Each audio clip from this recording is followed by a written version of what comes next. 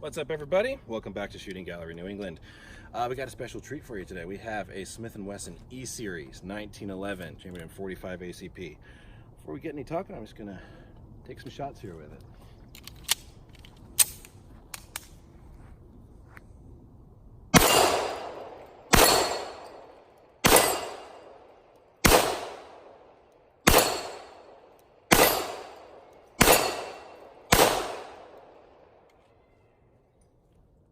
Another mag in my pocket here. Let's move over to these targets right over here. Gotta love that. Now you see, this is one of those things about 1911s. Well, this is a new one, but of course we're filming, so everything's gonna go wrong when we're filming. There we go. That was weird. I don't know if I didn't have that seated in the magazine correctly or what, but we're gonna give that another try. That was weird.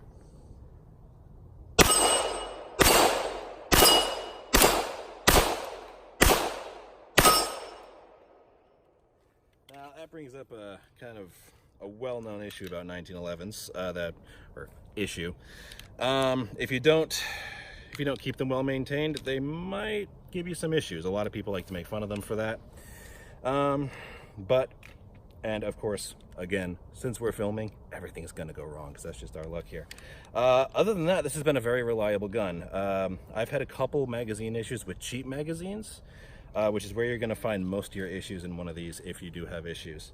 But that's neither here nor there.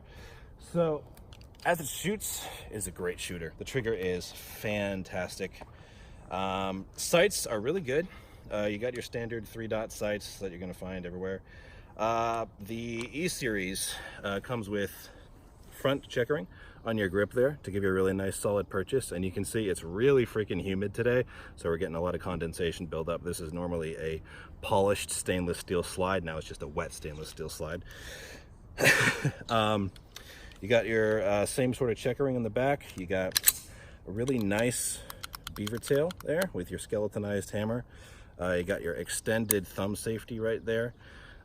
This is not ambidextrous. They do come with ambidextrous models, but this is not one of them. I actually didn't want one of those. I just wanted one just on the left side there. So yeah, really great shooter. Got a couple more magazines over there. I'm gonna load them up. Now, these are 10-round magazines made by Wesson Combat.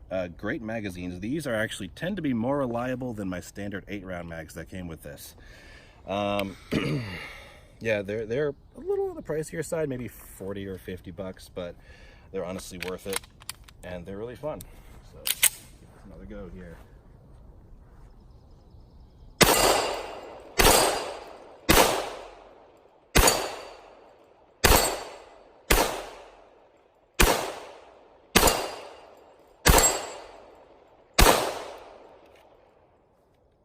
Got another one of those over here.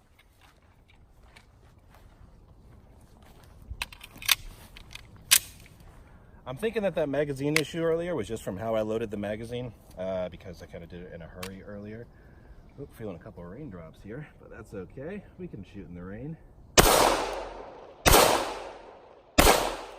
can hit my targets here.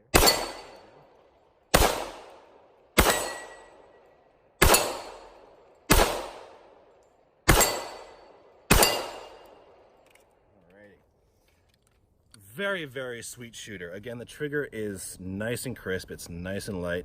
One thing about this, got the full-length guide rod, which some people will very much dislike. Some people, like myself, don't really care. It can make it a little more difficult to disassemble, but honestly, I haven't had that many issues with it. It just, I don't know. It doesn't matter to me one way or the other. So, it's really well made. One thing I will say about this 1911, it's a great value for the money. You'll be able to find it for right around $700, $750, which, as anybody knows, for a decent quality 1911, that is not a lot of money. That's a really good deal, especially for something that's this nice and shoots this well. I've actually been able to hit, I have a rifle range right over there. We've been able to hit 140 yards with this thing pretty consistently, and for a handgun, pretty much any handgun, just, you know, shooting off hand, that's that's pretty good. Got a couple more magazines over here. Man, it is a humid day today. I am sweating buckets. Now these are cheapo magazines. These are Chip McCormick Shooting Stars. They are about 20 bucks. These are the magazines that I would have expected to have an issue with if I were to have any. But I actually had one with the stock magazines earlier, but we'll take a look at that in a minute. Let me just unload into this into that water heater right over there.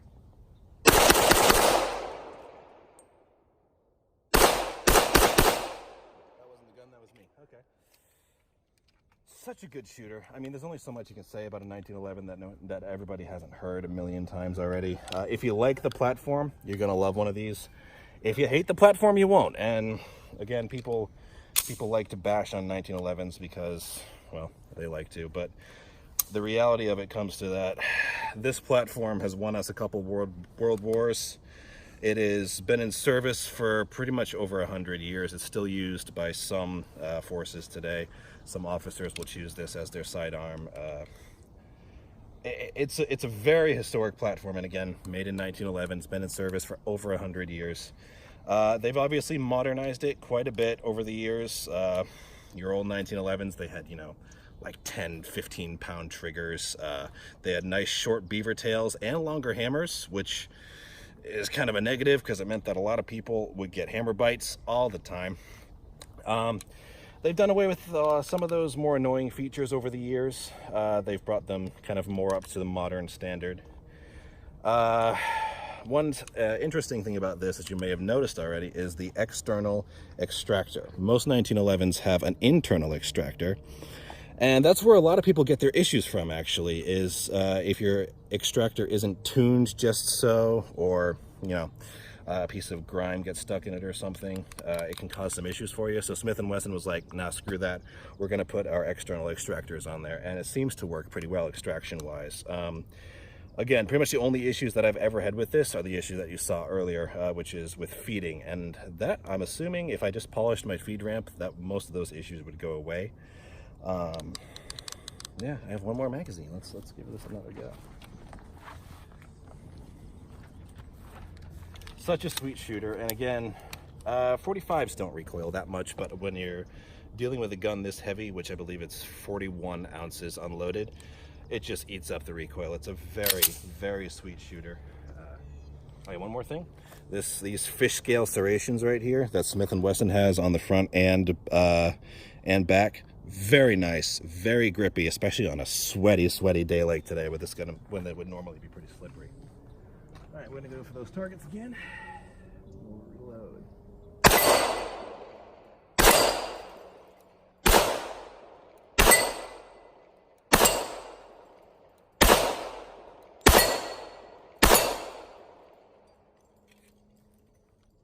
Super sweet shooter, and again, beautiful gun. Now look at these grips. Those things are just stunning. The E-Series comes in a couple different options. They have a, I believe they have a black Cerakoted one. They also have one with a tactical accessory rail for a bit more money. Those are actually a little bit more costly. But overall, very well built 1911. Again, they're not going to be as reliable as your modern polymer wonders. Everybody knows that, but I wanted it because I've always loved the 1911. It's always, even before I got into firearms, the 1911 was my dream gun. It's ever since I was a kid, and I had my little airsoft version of a 1911. Yeah, it's very comfortable. A lot of people don't like the grip angles on a 1911. I personally do. I find it's one of the most comfortable pistols to own to hold that I own. And for the most part, it's been very reliable. Again, we're filming. You're going to see all the little foibles that we come up with as we're filming here. That's just part of the game. But as 1911s go, this one has been very reliable. I'd give it pretty close to 100% reliability, maybe 99.5% reliability. With carry loads, it's actually never given me an issue. A lot of 1911s don't really like hollow points that much. This one, I've actually had no issues with it. We didn't bring any out today. Maybe we'll bring some out in a future video. But it's been good.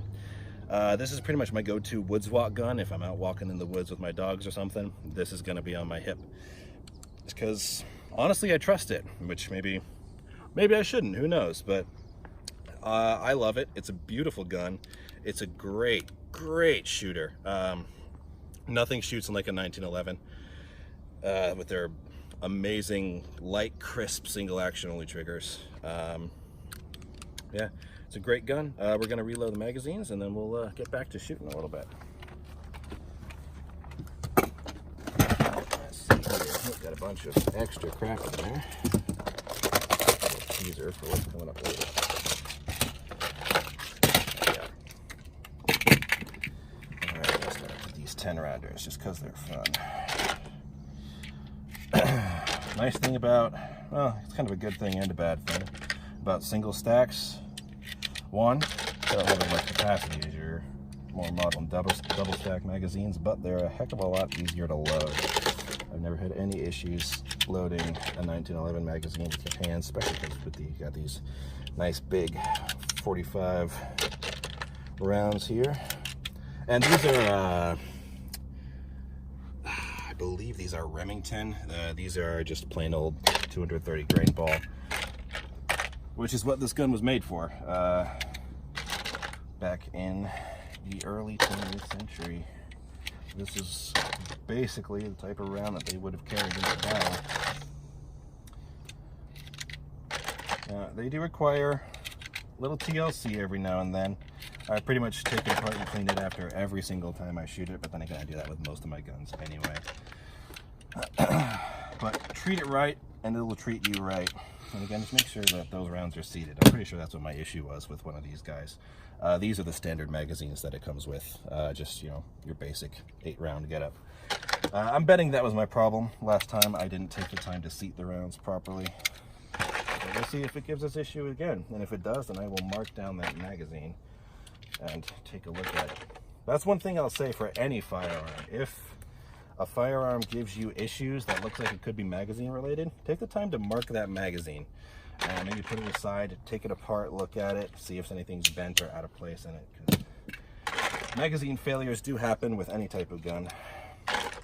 It's just something to watch out for here.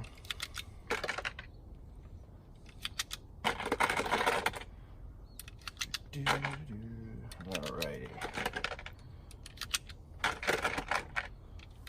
Alright, nice tap there. Alright, gonna give this a few more shots.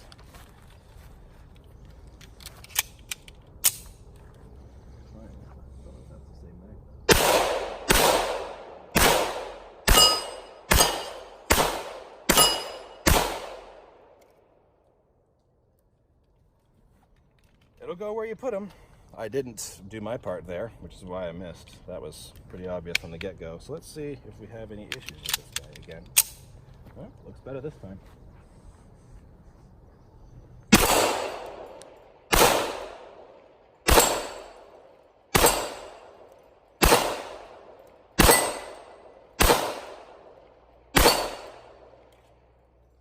Again, super clean, super crisp trigger, very light pull, very nice.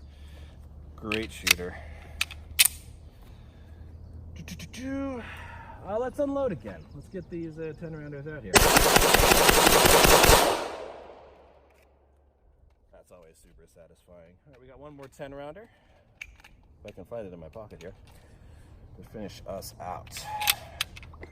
You know, I'm gonna go for one of those little guys over there. We have hard to see. On that chain over there, we got two very small steel targets. One of them is, I believe, 4 inches, and the other one's 3 inches. I'm going to go for that 4-incher in the middle on the right over there. Let's see if I can hit it. Yep.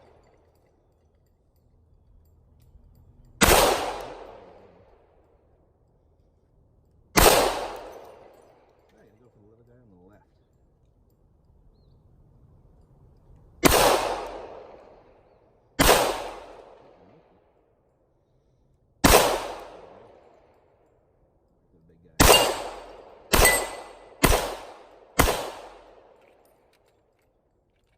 Yeah, these are incredibly accurate. The 1911 platform, it's well loved by a lot of people for its accuracy, for its for the ability to shoot it very comfortably, the really nice trigger pull. So again, Smith & Wesson E-Series, it's a pretty good value for the money. Honestly, you won't find many 1911s at this price point that have the same type of features that this has, again, with the stippling, the really nice trigger, the extra grip, the extra serrations there, it's getting hot. So overall, great value. If you're looking at a decent 1911, but you don't want to spend a whole ton of money, these are a great option for you. So I would seriously consider checking these out. They have a bunch of different configurations to meet your needs. So again, Smith & Wesson E-Series 1911. See you next time, everybody.